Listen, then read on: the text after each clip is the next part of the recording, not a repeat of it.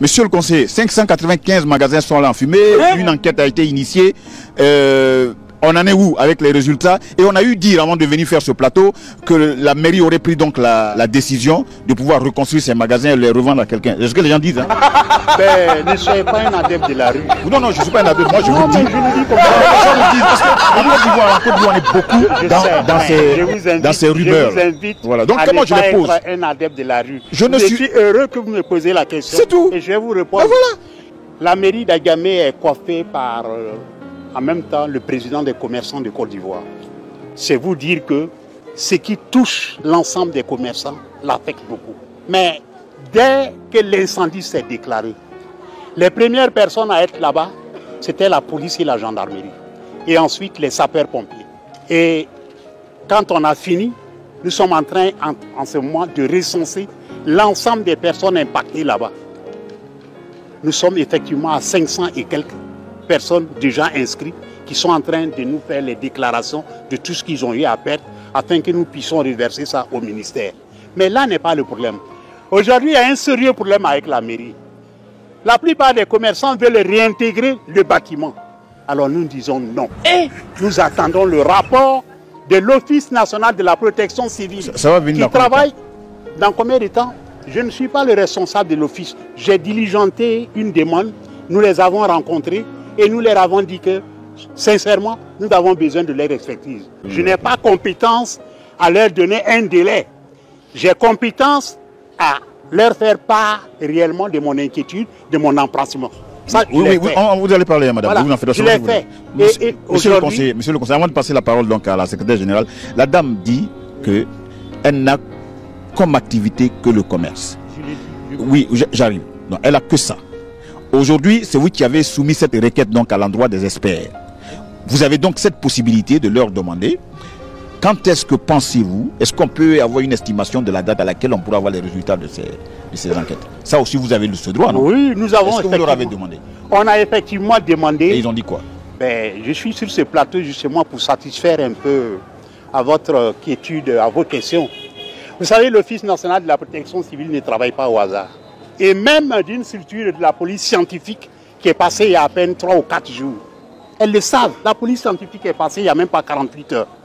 C'est fort réellement des résultats, des attentes, des analyses de toutes ces structures-là que l'Office national de la protection civile peut nous dire le bâtiment est à reconstruire ou le bâtiment peut être refait ou peut être solidifié. Nous n'avons vraiment pas la compétence, mais nous partageons l'inquiétude de nos commerçants. Nous essayons réellement d'activer réellement l'Office national de la protection civile, mais nous ne pouvons pas effectivement les obliger à aller beaucoup plus rapidement qu'ils ne le peuvent. Donc pour l'instant, aujourd'hui, on ne peut pas avoir une idée? Non, pour le moment, pour ma part, à mon même niveau, merci, monsieur, parce que je sache, je ne peux pas vous faire une déclaration sur une date d'ouverture. D'accord. Madame, prenez votre mal en patience. La secrétaire générale, on revient à vous. Tout ce qui a été dit ici, est-ce que cela semble vous satisfaire? Si ce n'est pas le cas, qu'est-ce que vous attendez aujourd'hui des autorités compétentes par rapport à la situation que vous vivez? Nous avons beaucoup d'inquiétudes. Parce que quand le sinistre est arrivé, nos sœurs sont venues voir monsieur le maire. Ils lui ont demandé la réouverture des magasins, si possible. Monsieur le maire leur a dit de patienter, que la protection civile allait faire son enquête. À la suite de ça, qu'ils allaient leur donner un compte rendu et autres. Moi particulièrement, je n'en ai pas parlé à mes soeurs, mais Dieu m'est témoin. J'avais 2 dépôts dans 2 bâtiments annexes qui ont été calcinés. Et c'est moi je connais la valeur de ce que j'avais. Toutes mes marchandises que j'ai reçues la semaine d'avant, j'ai reçu 19,7 colis. Dieu m'est témoin si je peux récupérer une pièce. J'ai tout perdu. La douleur là, ce qui vous éprouve en ce moment-là, il n'y a pas de parti politique. C'est ce que vous ressentez, c'est pour ça que nous sommes venus vous tendre le micro. Monsieur le maire, monsieur le conseiller, nous sommes à la fin de cette émission. Quel est le message à l'endroit de ces femmes, de ces personnes qui sont dans ces marchés? Souffrez que je rebondisse un peu sur tout ce que j'ai entendu. Un maire, il est le maire de tout le monde. Il est responsable de tous ses administrés. Le maire Soumaoro Farid, c'est vraiment le maire qui a de l'amour pour l'ensemble des habitants d'Agamé. Et je voudrais qu'ils comprennent cela. Ce qui nous préoccupe aujourd'hui, C'est réellement leur inquiétude. Que faire pour avoir rapidement la solution avec le NPC afin réellement de pouvoir les rassurer? C'est notre combat et c'est notre combat le plus noble et c'est notre combat le plus dur. Et je voudrais les inviter à soutenir le maire, à faire bloc derrière le maire afin de donner la force nécessaire au maire. C'est vrai qu'on a dit tout à l'heure que ça tarde. Est-ce que le maire a compétence à diligencer l'ensemble réellement de toutes ces institutions? Mais il fait vraiment de son mieux. Et le NPC n'est pas sous l'égide, sous le contrôle de la mairie d'Agamé. C'est une institution nationale qui fait son travail pour le bonheur et le meilleur devenir de l'ensemble des citoyens de Côte d'Ivoire. Qu'on le laisse faire, je préfère encore des femmes qui ont perdu quelques miettes que plutôt d'aller les mettre dans un niveau duquel je ne peux pas répondre sans l'accord de l'UNPC. Qu'elle souffre d'attendre. Le monde part en couille. Il faut dire que le lieu sinistré, ce n'était pas un lieu qui était prévu pour le commerce. Effectivement, c'est un lieu qui est géré par les districts autonomes d'Abidjan. Ce site a été cédé à des opérateurs économiques depuis le temps du gouverneur Nkoumou Mobio. Un bail avait été mis en place, un Libanais a construit des magasins. Vous voyez cette époque jusqu'à aujourd'hui. Vous savez très bien, vous êtes un intellectuel, que selon la densité réellement d'électricité, il y a des fils de branchement qui vont depuis le poteau jusqu'au bâtiment. Mais quand on va prendre du n'importe quoi, des tâcherons pour venir faire des installations, alors je suis obligé de dire demain, bonjour les dégâts. Oui. Je suis obligé de vous dire la vérité. Oui, oui, au nom de cette vérité, je vais vous poser une question, monsieur le maire. Nous sommes à la mairie d'Adjamé. Ces femmes ne sont pas levées un matin pour s'imposer dans cet endroit. Cet endroit, c'est au vu au sud de la mairie. Je veux dire qu'elles ne font pas là. Elles sont là parce que la mairie l'a autorisé. Le commerce, ce n'est pas la mairie qui l'autorise. Et qui l'autorise alors?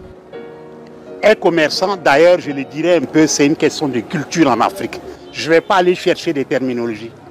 Il n'y a aucune famille africaine aujourd'hui où il n'y a pas un membre de famille qui fait son petit commerce. Et s'il y a une structure aujourd'hui qui tente de donner une image, une identité à ce commerce, c'est bien l'honorable député maire Soumarou Farik à la tête de FENAXI, où réellement des cartes sont exigées. Vous voyez, ce problème de commerçants en Afrique, c'est un problème très sérieux. Ne le prenez pas à la légère. Les activités des commerçants de Petit Lomé ne sont pas encadrées par la mairie. La mairie n'a rien à voir. Je veux dire que ces femmes-là viennent travailler, il n'y a pas de loi, il n'y a pas de réglementation, il n'y a rien du tout.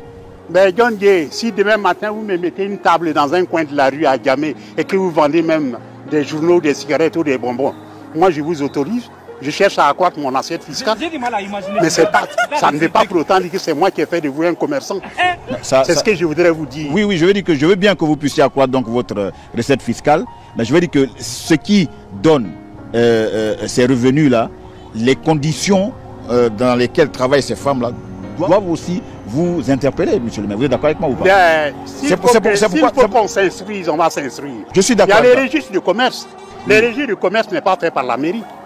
C'est fait au niveau des autorités. Je viens. Mais la mairie profite de cette activité-là pour accroître sa recette fiscale. C'est ce que vous avez dit, non? Comme partout ailleurs, c'est tout à fait normal. Madame la secrétaire, vous avez quelques commentaires à faire par rapport à ce que dit monsieur le conseiller? Bon, je dirais que par rapport au bâtiment, parce que moi je ne pourrais parler de l'extérieur. Les logements privés et autres, c'est les propriétaires terriens qui savent si c'est avec l'accord de la mairie ou pas qu'ils ont construit. Mais vous êtes arrivé là-bas comment? Vous avez commencé à faire le commerce avec la permission de qui? C'est-à-dire qu'il y a eu un promoteur qui a construit le bâtiment. Ils ont envoyé 2 éléments. Il y avait un monsieur et une dame, père à leur âme, parce qu'ils sont aujourd'hui dans la grâce, ils sont tous décédés. C'est eux qui nous ont fait appel pour dire que les Libanais ont construit des magasins.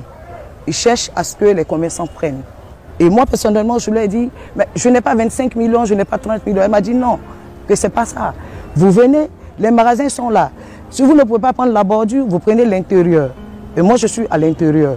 Vous pouvez prendre le magasin. Si vous n'avez pas la possibilité de payer les 10 millions qu'ils ont demandé, vous scindez en 2 avec une personne. Vous voyez, c'est comme ça. Et ces magasins n'ont pas été payés au cash. Nous avons payé petit à petit aux Libanais. Ok, moi, maintenant qu'on le sait, moi ce que j'ai vraiment envie de savoir, parce qu'on est venu parler de l'incendie dont vous avez toutes été victimes. Là, monsieur le conseiller du maire dit, quand je l'écoute, il a dit qu'on aurait dû faire les choses dans les règles de l'art. Cela n'a pas été fait. Donc moi je veux dire que vous êtes nombreuses à être victimes donc, de cette situation. Aujourd'hui, là, si on vous demande, est-ce que vous pouvez me regarder droit dans les yeux pour dire, les conditions dans lesquelles vous avez commencé à travailler n'étaient pas réunies. Vrai ou faux? Au tout début, pour le bas, nous étions sur des branchements anarchiques. Mais après, nous avons eu recours qui nous a donné des compteurs. La quasi-majorité des dames qui sont en bas ont chacune un compteur qui porte leur nom. Le mien porte mon nom, Koulibaly Épouse Cissé. Chacune des dames qui sont au bas, elles ont leur compteur à leur nom. Qu'en est-il des inspecteurs? Il y a pas mal de choses aussi qui rentrent en ligne de compte. Ce n'est pas que seulement un compteur. Est-ce que tous ces éléments-là, vous les avez? Moi particulièrement, j'ai un inspecteur. Ok. Il y a des dames qui ont des inspecteurs. Alors avant qu'on ne vienne avec le maire pour avoir encore beaucoup plus de précision, moi je veux juste, madame, quel est l'état de votre relation, je veux dire, avec la mairie par rapport à l'activité que vous menez à Petit Lomé? Moi je peux parler. La mairie encaisse la patente. Nous étions à la patente. Il y a certains magasins qui ont été relayés aux impôts. Moi particulièrement, j'ai été mise aux impôts. Nombreuses sont les dames qui sont parties aux impôts. Mais les agents de la mairie passent pour faire l'encaissement et réprimander ceux qui ne payent pas la patente. Il y a quand même des questions à se poser, monsieur le conseiller. Ben, On vient, on encaisse la patente, mais on ne se soucie pas des conditions dans lesquelles les femmes travaillent. Je veux juste comprendre. ouais, c'est un peu trop facile de revoir le problème sous cet angle-là. C'est moi qui vois. Non. Oui, votre vision, je ne la partage pas. Je vous ai dit que la construction de ces magasins-là ne répondait pas aux normes techniques de commerce. Mais pourquoi vous n'avez pas fait arrêter? Je vous ai parlé d'un bail qui a été fait par qui? Par le gouverneur du district. Je vous comprends, moi je vous comprends. Ce que je veux juste savoir, est-ce que ça vous parle? Le fait de savoir que vous faites payer des patentes à des femmes qui mènent une activité dans un endroit du territoire qu'occupe la municipalité, est-ce que ça vous dit quelque chose de savoir que ces femmes-là aujourd'hui sont victimes d'un incendie? Est-ce que ça vous interpelle? Ça interpelle le commun du mortel. Tout le monde, ça m'interpelle. Comment vous l'avez appris? Mais quand vous me dites que le fait de prendre la patente, Oui. mais on est dans un État qui est réglementé par des principes. Ok. C'est pas moi qui ai inventé les patentes. C'est pas moi qui ai inventé les taxes. C'est pas moi qui ai inventé les impôts. Ça fait partie du cheminement d'un État. Il y a peut-être Ali qui nous regarde et qui voudrait savoir comment ça se fait. La même question que je vous pose là, Ali se la pose. Moi, je n'ai pas la science infuse. Moi, je vous dis simplement, nous sommes à Djamé ici. On ne peut pas faire un commerce ici sans que la mairie ne sache. Et dès l'instant, dans nos explications, on me dit qu'il y a une patente qui est payée. Je pose la question de savoir, est-ce que vous vous sentez concerné des conditions dans lesquelles les femmes travaillent? Si oui, quand vous apprenez qu'elles ont été victimes d'un incendie, quelle a été votre réaction? Ben, la deuxième partie de la question m'interpelle. C'est Ok, tout à fait allez-y. normal. Voilà. Vous savez, la finalité, la science infuse même de la politique, c'est la quête permanente et réellement de tes administrés. Tout maire, tout gestionnaire en politique, la responsabilité régalienne, c'est de veiller au cadre de vie, c'est de veiller au bien-être de tes concitoyens. C'est ce sentiment-là d'abord qui m'anime. Et effectivement, il y a eu des interpellations tout le temps dans ces marchés, surtout dans le domaine de l'électricité. Il y a un phénomène qui nous a tous dépassés. Et c'est un mal en Afrique, et particulièrement en Côte d'Ivoire et à Djamé. Quel est ce phénomène? Ce phénomène, c'est de voir ces maisons qui ne sont pas vraiment conçues pour le type de commerce, qui se retrouvent du jour au lendemain, totalement envahies par la marchandise. Et je vais vous donner un autre facteur. Vous savez, aujourd'hui, la plupart des produits que l'on vend des articles, c'est des sous-dérivés de pétrole. C'est des matières très inflammables, même jusqu'au pain. Il suffit d'un minimum de sources de chaleur pour que tout de suite, tout s'embrase. Vous me direz que la mairie est fautive. La mairie n'est pas totalement fautive parce qu'au fait, nous ne sommes pas le ministère de la Construction. Nous sommes réellement des gestionnaires de la cité qui cherchons réellement le bien-être réellement de nos concitoyens et qui relèvons peut-être par exemple des simples taxes ou des simples patentes. Et selon leur volume de travail, parfois ils sont reversés aux impôts. Donc ça passe au ministère de l'économie. Monsieur le conseiller, tout à l'heure vous avez dit que vous avez mené une enquête. Oui. Et cette enquête vous a donné un aperçu de ce qui serait la cause de ce qui est arrivé. Oui, mais vous le faites parce que ce que vous venez de faire, cette démarche-là, vous ne la faites pas pour des gens qui sont à Marcory, qui sont à Koumassi. Vous le faites parce que cette population qui se trouve à Petit Lomé, vous êtes concerné. Est-ce qu'on est d'accord? Totalement concernés. Il y va de notre responsabilité. Parce que tout à l'heure vous avez dit que non, elles sont là, elles sont pas là parce que elles sont là pas parce que vous les avez autorisées. Vous n'êtes pas responsable de ce qui est. Non, ça dépend de la nature de votre question. Vous m'avez dit comment ils sont devenus commerçants. C'est pas moi qui ai fait d'eux des commerçants, mais du fait de l'exercer d'être dans le commerce au niveau de la commune, vous sentez ça devient ma responsabilité. Voilà ce que je voulais attendre. Voilà ce que j'ai envie d'attendre.